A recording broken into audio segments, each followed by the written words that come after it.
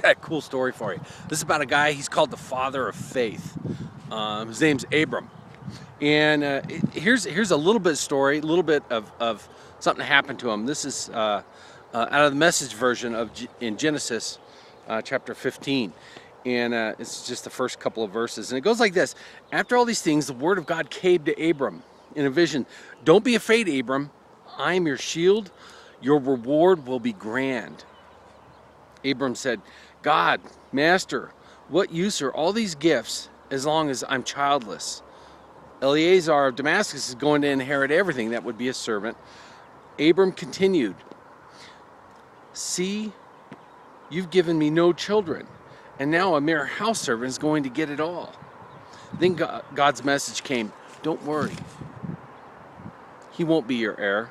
A son from your own body will be your heir. Then he took him outside and said, look at the sky, count the stars. Can you do it? Count your descendants. You're going to have a big family, Abram. And he believed God. God declared him set right with God.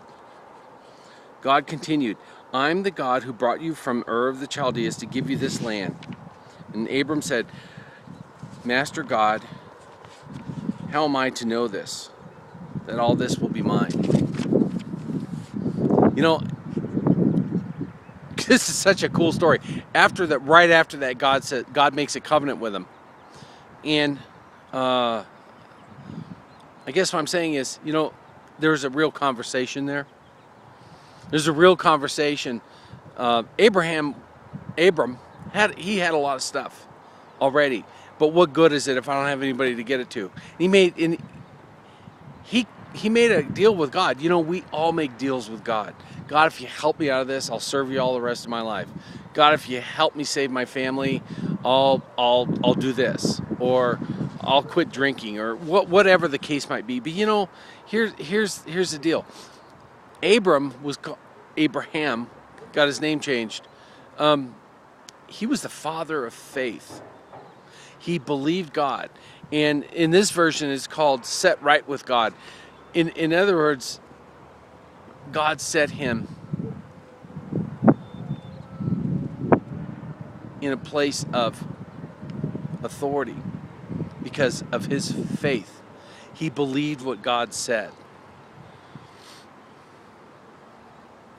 Sometimes we get ourselves into a bind over this, that, and the other thing. But God has promises in your heart that he's put there. All you have to do is believe in them. Maybe you're talking with him. Maybe you're praying. Maybe everything's going great and you don't need to. But you know there's more. God has so much more. And all it takes is for us to be able to say, I believe you, Lord.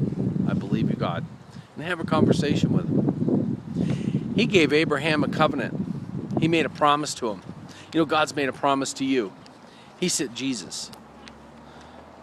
And Jesus' salvation and those promises are there 24/7. They're there all the time. Because he so loves us. So I pray God blesses you today. I pray that you can see the promises of God and believe them. And I believe they are so grand. And they are your very great reward. Because he is my very great reward. God bless you.